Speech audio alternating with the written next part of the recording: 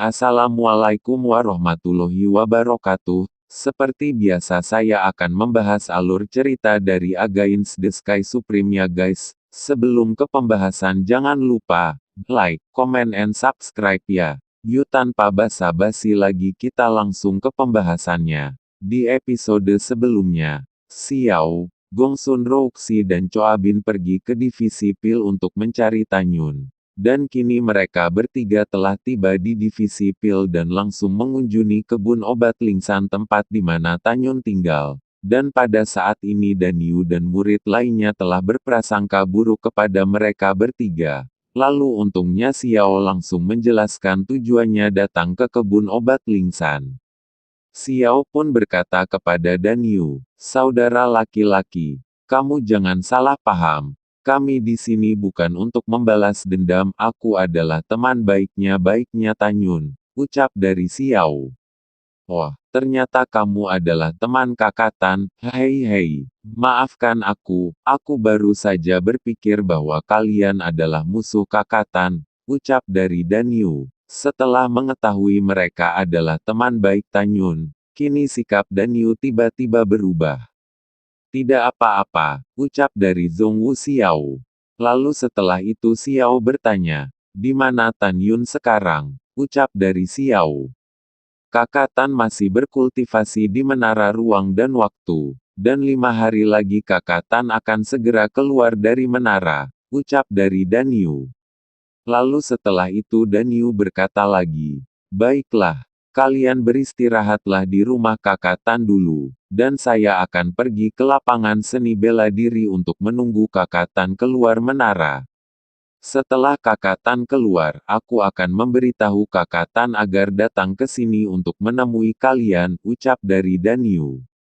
Mendengar itu, Zhongwu Xiao sedikit mengangguk, dan berkata, "Kalau begitu, maafkan aku harus merepotkanmu," ucap dari Zhongwu Xiao.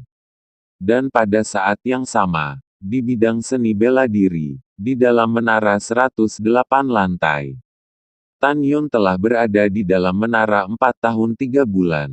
Masih ada 3 bulan tersisa di dalam menara. Waktu 3 bulan cukup bagi Tanyun untuk berhasil memperbaiki embrio pedang. Di dalam menara, Tanyun duduk bersila, dan di depan Tanyun masih ada api primordial ungu yang masih menyala dengan hebat.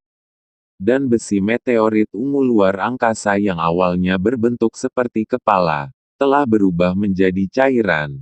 Lalu setelah itu, Tanyun pun segera mengeluarkan sebuah tungku penempaan arai berbintang. Setelah mengeluarkan tungku, ekspresi Tanyun menjadi serius, dan Tanyun langsung melakukan segel tangan yang rumit. Dan setelah itu segera, gelombang kekuatan spiritual emas setebal jari seperti bintang-bintang melesat ke arah api Hongmeng yang menggantung di udara. Setiap spiritual emas itu membentuk sebuah basis formasi. Dan kini dalam sekejar 9.000 basis formasi pun terbentuk dan basis formasi itu mengelilingi api Hongmeng milik Tanyun yang sedang bergantung di udara. Dan di atas api Hongmeng itu, ada beberapa cairan meteoroid ungu luar angkasa. Dan segera setelah itu, 9.000 basis formasi bintang pun tiba-tiba meledak menjadi tirai cahaya. Dan tirai cahaya itu saling terhubung dan menyatu menjadi tungku pemurnian. Jika adegan ini dilihat oleh para penetua sekte Huanfu, Tanyun berpikir bahwa semua penetua rahangnya akan jatuh karena terkejut. Adegan pembuatan tungku 9.000 bintang yang dilakukan Tanyun, adalah sebuah legenda yang tidak pernah dilihat oleh para penetua sekte Huanfu. Jadi jika para penetua melihatnya, itu akan membuat mereka terkejut setengah mati. Pada saat ini, Tanyun memasukkan cairan besi meteoroid ungu luar angkasa ke dalam tungku 9.000 bintang, dan perlahan ditempa oleh Tanyun dan setelah itu, 1 bulan pun telah berlalu. Kini cairan besi meteoroid ungu luar angkasa telah menjadi 9.000 tetes, dan setelah itu, Tanyun melemparkan 9.000 tetes cairan itu ke udara. Dan segera Tanyun mengubah 9.000 tetes cairan itu menjadi sebuah pedang. Dan setelah itu, Tanyun langsung membakar sebuah pedang itu dengan api Hongmeng yang membara. Tanyun kini mengeluarkan kekuatan penuhnya untuk membakar pedang itu. Kini Tanyun sangat berkeringat dan merasa sangat kepanasan karena suhu api Hongmeng sangatlah kuat. Walaupun tubuh Tanyun sekeras senjata spiritual tingkat tinggi, tapi karena panas yang dikeluarkan oleh api Hongmeng sangat ganas, jadi kini Tanyun pun sedikit kewalahan. Tanyun pun kini meraung kepanasan dan karena Tanyun tidak tahan, Tanyun pun segera mengeluarkan api es Hongmeng miliknya. Dan segera api es Hongmeng menyelimuti tubuh Tanyun. Dan akhirnya Tanyun bisa dengan tenang menempa pedangnya. Dan setelah itu setengah bulan pun berlalu, kini pedang itu sedikit demi sedikit berubah menjadi embrio pedang ungu. Kini embrio pedang ini hanya setengah jadi dan tidak memiliki pangkat. Tanyun tahu betul bahwa memiliki kemampuan untuk memperbaiki item dengan kualitas terbaik hanyalah langkah pertama.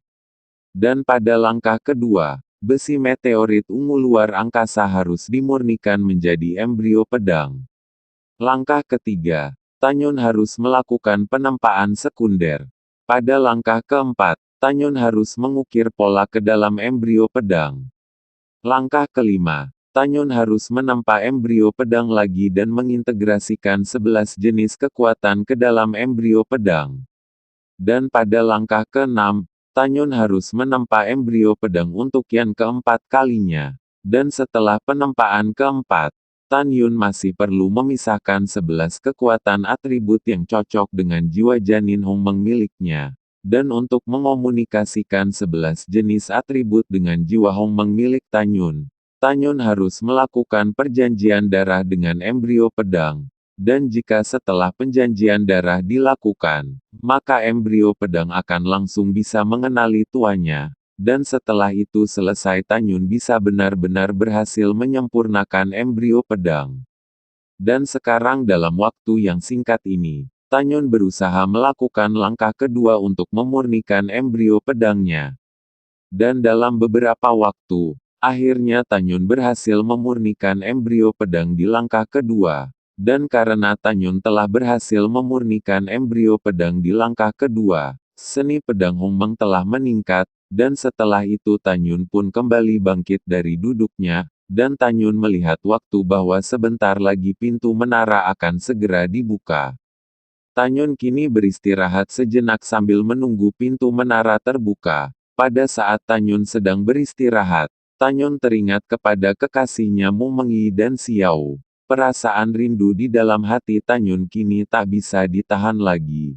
Dan Tanyun pun tiba-tiba berkata, "Aku belum melihat mereka selama lebih dari 2 tahun. Dan aku tiba-tiba sangat merindukan mereka. Ketika aku meninggalkan menara, aku akan segera pergi ke Istana Bingking. Dan setelah itu urusanku selesai. Aku akan pergi untuk menemui mereka," ucap dari Tanyun. Lalu setelah Tanyun selesai berbicara, pintu menara tiba-tiba terbuka. Pada saat melihat pintu terbuka, Tanyun langsung menyesuaikan jubahnya sedikit, dan ketika dia melangkah keluar dari gerbang menara, Tanyun melihat bahwa ada Shen Wende dan Shen Qingfeng berdiri dari kedua sisi gerbang menara. "Penatua Shen, Penatua 6, apakah kalian telah menjagaku selama ini?" ucap dari Tanyun berkata dengan lembut. "Ya, kami di sini untuk menjagamu. Kami tidak ingin ada lagi musuh untuk berurusan denganmu," ucap dari Shen Qingfeng sambil membelai janggutnya dan tersenyum. Lalu setelah berbicara, dia Ken Shen berkata lagi, "Bocah bau, mengapa kamu masih di tingkat ke-9 dari pemurnian jiwa? Apakah Anda mengalami hambatan?" ucap dari dia Ken Shen. Shen Wende kini juga bingung. Menurutnya jika dengan kecepatan promosi Tanyun, 4,5 tahun di menara sudah cukup untuk dipromosikan ke penyempurnaan alam jiwa janin. Dan pada saat Tanyun mendengar perkataan itu, Tanyun pun batuk perlahan dan berkata, "Aku memang menemui hambatan, tapi itu tidak masalah. Ret-ret berikutnya aku akan dipromosikan ke kesempurnaan agung alam jiwa janin," ucap dari Tanyun. Lalu setelah itu Tanyun berkata lagi, Sen tua, kepala Tang memberikan hadiah apa kepadamu? Ucap dari Tanyun. Mendengar itu, dia Ken Sen langsung berkata, aku sangat berterima kasih kepadamu untuk itu. Patua ini sekarang telah dipromosikan menjadi penetua ketiga. Ucap dari dia Ken Sen. Ah, Tan Yun pura-pura terkejut, dan segera membungkuk dan berkata, murid ini telah melihat tetua ketiga. Ucap dari Tan Yun. Hehehe, oke. Kamu bocah bau. Jangan sopan di depanku. Ucap dari Sen King Feng dengan senyuman. Oh, omong-omong. Tetua ketiga. Saya belum membayar biaya untuk memasuki menara selama 3 bulan. Jadi murid akan pergi untuk melunasi biaya sekarang. Ucap dari Tanyun. Tidak perlu. Wanita itu sudah membayarmu. Ucap dari Sen King Feng. Lalu setelah Sen King Feng selesai berbicara, tiba-tiba sebuah teriakan gembira datang dari bawah. Kakak Tan, seorang saudari senior mencarimu dan dia telah menunggumu di Changlingxian selama 5 hari. Ucap dari teriakan itu. Suara teriakan itu berasal dari Dan Yu. Mendengar itu Tan Yun langsung berkata, Dan Yu, siapa namanya? Ucap dari Tan Yun sedikit bersemangat. Nama dia adalah Zhong Wu Xiao. Hehe. Kakak senior Tan, adik laki-laki ini tidak pernah berpikir bahwa kakak senior Zhong Wu Xiao salah satu dari 13 wanita cantik di sekte dalam, adalah temanmu. Ucap dari Dan Yu sambil menatap Tan Yun dengan kagum. Mendengar itu, Tan Yun pun langsung berbicara kepada penatua ketiga. Penatua ketiga, murid ini punya teman yang menungguku. Jadi jika tidak ada yang lain, izinkan murid ini untuk pergi dulu. Ucap dari Tan Yun membungkuk. Pergilah, cepat pergi. Ucap dari Sen King Feng sambil tersenyum. Oh benar, Tan Yun. Kamu tidak harus tinggal di Changling Xianshan mulai sekarang. Wanita itu telah menghadiahimu dengan Xianshan No. 555. Itu adalah Xianshan tempat latihan untuk murid terbaik dan Mai kita, ucap dari Sen King Feng. Yah, muridnya tahu. Ucap dari Tan Yun. Setelah Tan Yun berbicara, Tan Yun pun langsung melompat turun dari menara dan segera menginjak pedang terbang yang tergantung di kehampaan. Ayo, Dan Yu, aku akan memberi Anda untuk tumpangan, ucap dari Tan Yun. Oke. Dan Yu langsung melompat dan berdiri kokoh di belakang Tan Yun. Lalu setelah itu Tan Yun dengan cepat menghilang di atas bidang seni bela diri. Setelah beberapa saat, setelah Tan Yun pergi, dua sosok dengan menggunakan pedang terbangnya datang dari langit dan tergantung di atas pagoda ruang waktu biji sesawi kelas terbaik. Dua sosok itu ternyata adalah Luo Fan, murid langsung dari tetua kedua. Du Chen, dan Song Hong, murid langsung Sen Wende. Murid telah melihat tetua ketiga dan keenam. Luo Fan memberi hormat kepada Sen King Feng dan Sen Wende di pagoda lantai 108. Guru, apakah Tan Yun telah meninggalkan menara? Ucap dari Song Hong bertanya pada Sen Wende sambil menundukkan kepalanya. Dia baru saja pergi ke Gunung Abadi Changling. Ucap dari Sen Wende berkata sambil tersenyum. Jika Anda ingin mencarinya, cepatlah. Jika tidak, bocah bau itu mungkin akan menghilang sebentar lagi. Dan muridku Song Hong, dalam setengah bulan, kamu harus datang tepat waktu dan berkumpul di Bingking Xianshan, lalu kita akan pergi ke Eternal Xianzong, ucap dari Sen Wende. Baik guru murid mengingat pesan dari guru. Ucap dari Song Hong. Lalu setelah Song Hong menerima pesan dari Sen Wende dia langsung menginjak pedang terbang bersama Luo Fan dan terbang menuju Changling Xianshan. Lalu setengah jam kemudian, Tan Yun dengan pedang terbangnya muncul di atas Changling Xianshan. Dan ketika Tan Yun melihat Zhong Wu Xiao dengan gaun putihnya, sedang berbincang-bincang dengan para murid taman obat lainnya, Tan Yun sedikit terpesona. Lalu setelah itu Tan Yun melihat ke arah wanita di samping Xiao, dan Tan Yun pun langsung berkata, Gongsun Ruoxi, Kenapa dia di sini? Ucap dari Tan Yun sambil memandangi gadis berbaju hijau di samping Zhong Wuxiao. Dan Tan Yun mengingat adegan saat pertama kali bertemu dengannya di Wan Baoling Pavilion lebih dari setahun yang lalu. Pada saat itu, Tan Yun menutupi wajahnya dengan lumpur. Dan Gongsun Roxi seharusnya masih tidak tahu bahwa orang yang waktu itu adalah Tan Yun. Lalu setelah itu Tan Yun melihat ke arah sosok laki-laki di belakang murid tanaman obat. Setelah melihat laki-laki itu, tiba-tiba, niat membunuh melintas di mata Tan Yun. Dia melihat seorang pemuda berjubah hijau berdiri di belakang murid-murid kebun obat di sekitar Zhong Wuxiao, menatap Zhong Wuxiao dengan licik. Lalu setelah beberapa saat, Dan Yu melompat dari terbang-terbang, dan langsung berkata, "Saudara-saudara, kakak Tan telah kembali," ucap Dan Yu sambil melompat dari pedang terbang. Mendengar perkataan itu para murid berbalik satu demi satu, memandang Tan Yun dengan kagum, dan berteriak serempak, "Saya telah melihat kakak senior Tan," ucap para murid. "Kalian tidak perlu sopan," ucap dari Tan Yun menginjak pedang terbang dan terbang ke tanah. "Tan Yun," ucap dari Zhong Wuxiao tiba-tiba melihat ke belakang. Pada saat ini, tidak ada yang lain di mata Siai kecuali Tan Yun. Xiao berjalan menuju Tan Yun selangkah demi selangkah dengan penuh kasih sayang, dan di sisi lain, Cao Bin menatap Tan Yun, dan ada niat membunuh yang tak terlihat di matanya. Pada saat ini, tubuh lembut Gongsun Ruoxi bergetar, matanya tertuju pada pedang terbang di bawah kaki Tan Yun. Hatinya terkejut, dan bergumam di dalam hatinya, pedang itu adalah salah satu dari 11 pedang yang dibeli oleh orang itu lebih dari setahun yang lalu. Bagaimana mungkin pedang itu berada di tangan Tan Yun? Atau, mungkinkah orang yang mengenakan kostum paduan suara dan wajahnya tertutup lumpur waktu itu adalah Tan Yun? Gumam Gongsun Ruoxi di dalam hatinya. Memikirkan hal ini, Gongsun Ruoxi memanipulasi indera spiritualnya dan masuk ke dalam cincin penyimpanannya. Dan energi spiritual langsung menyelimuti potret pria yang pernah membeli 11 pedang terbang, sambil menatap Tan Yun.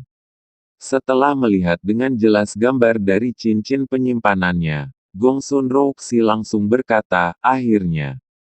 Pada akhirnya, aku telah menemukan orang itu." Benar saja, orang yang telah membeli 11 pedang waktu itu adalah Tan Yun. Tapi bagaimana itu bisa terjadi? Mengapa teknik pemurnian artefaknya masih lebih baik daripada milikku? Dia hanya murid tukang dari kebun obat Lingshan, gumam Daru Gongsun Ruoxi. Gongsun Ruoxi kini sangat terheran-heran. Dan alasan mengapa Gongsun Ruoxi begitu yakin bahwa Tan Yun yang telah membeli 11 pedang terbang yang disempurnakan oleh gurunya, karena 3 alasan. Pertama, Gongsun Ruoxi melihat pedang terbang itu, yang baru saja digunakan Tan Yun. Pedang itu adalah pedang terbang dari roh atribut angin terbaik yang dibuat oleh gurunya. Kedua, murid berantakan yang tertutup oleh lumpur waktu itu sangat mirip dengan Tan Yun. Dan lebih penting lagi, potretnya ada tahi lalat hitam di leher bagian atas, dan Tan Yun juga memilikinya. Ketiga, Gongsun Ruoxi mengingat adegan ketika dia berada di Murong Xiandian. Pada saat itu Gongsun Ruoxi sedang berbicara dengan gurunya di depan Zhong Wuxiao tentang orang yang telah membeli 11 pedang itu. Lalu pada saat itu Gongsun Ruoxi memperlihatkan potret orang itu kepada guru dan Zhong Wuxiao. Lalu pada saat Xiao melihat itu, Xiao langsung berseru, seperti benar-benar mengenali orang itu, tetapi Xiao langsung menyangkalnya. Memikirkan hal ini, Gongsun Ruoxi melihat Zhong Wuxiao, yang sedang berjalan ke arah Tan Yun. Gongsun Ruoxi sedikit ada rasa tidak senang di hatinya. Gongsun Ruoxi sedikit bingung di matanya yang indah, dan berkata pada dirinya sendiri, ketika saya mengusir pria itu dari Wan Baolingge, Itu adalah pertama kalinya saya berinisiatif untuk bertanya kepada seorang pria dan ingin menjadi teman dekat dengannya. Tapi apakah karena pria itu telah memiliki saudari junior Zhongwu Xiao di dalam hatinya, sehingga hatiku menjadi tidak senang seperti ini? Ucap dari Gongsun Ruoxi kepada dirinya sendiri. Gongsun Ruoxi memiliki kepribadian yang lugas, dia mengakui bahwa dia mengagumi Tan Yun. Tetapi pada saat ini, dia merasa sangat kehilangan, karena pria yang dikaguminya telah dimiliki oleh orang lain. Dan pada saat itu Zhongwu Xiao berdiri tepat di depan Tan Yun, lalu kemudian berkata, Tan Yun, apakah kamu menerima surat yang aku minta Zian untuk memberikannya padamu? Ucap dari Xiao. Suara Xiao sangat pelan. Sebenarnya Xiao telah mengumpulkan keberanian untuk menulis surat itu, dan sangat khawatir bahwa Tan Yun akan menolaknya setelah membacanya. Mendengar perkataan Xiao, Tan Yun langsung berkata, ya, itu diterima. Ucap dari Tan Yun. Lalu bagaimana menurutmu? Ucap dari Zhongwu Xiao sambil menundukkan kepalanya dan tidak berani menatap langsung ke arah Tan Yun. Mendengar itu, tiba-tiba, Tan Yun mengambil langkah, menangkupkan kedua tangannya di pipi Zhongwu Xiao, dan Tan Yun menundukkan kepalanya, dan mencium bibir merahnya Xiao. Tan Yun menggunakan tindakan seperti ini, untuk mengungkapkan isi hatinya, dan karena adegan ini, mata indah Zhongwu Xiao melebar, jantungnya berdebar kencang. Satu ciuman panjangnya 3 napas, membuat Xiao terdiam tanpa kata. Dan pada saat setelah itu, Xiao tersadar dan langsung mendorong badan Tan Yun menjauh, dan kemudian Xiao berkata, lihatlah begitu banyak orang yang menonton. Ucap dari Xiao dengan warna merah di pipinya karena malu. Wow, ternyata kakak senior Zhongwu, ini adalah kakak ipar kita. Ucap dari Dan Yu. Melihat adegan percintaan itu, Dan Yu dan ratusan murid taman obat segera membungkuk ke arah Zhongwu Xiao di kejauhan, dan berkata, kami telah melihat kakak ipar, ucap dari para murid. Mendengar perkataan itu, wajah Zhongwu Xiao sangat merah. Karena malu, Zhongwu Xiao tidak berharap adegan seperti ini terjadi. Lalu setelah itu, Tan Yun tiba-tiba berkata, Xiao, aku, Tan Yun, tidak akan pernah mengecewakanmu dalam hidupku. Tan Yun pun membuka tangannya dan hendak membawa Zhongwu Xiao ke dalam pelukannya. Namun pada saat Tan Yun akan memeluk Xiao, tiba-tiba, raungan bergema di taman obat Xiansan. Tan Yun, kamu benar-benar tercela. Jauhkan tangan kotormu dari Zhongwu Xiao. Jika kau berani menyentuhnya, aku akan memenggal tanganmu, ucap dari Cao Bin dengan marah. Lalu bagaimanakah kelanjutan ceritanya? Next di episode berikutnya ya. Wassalamualaikum warahmatullahi wabarakatuh.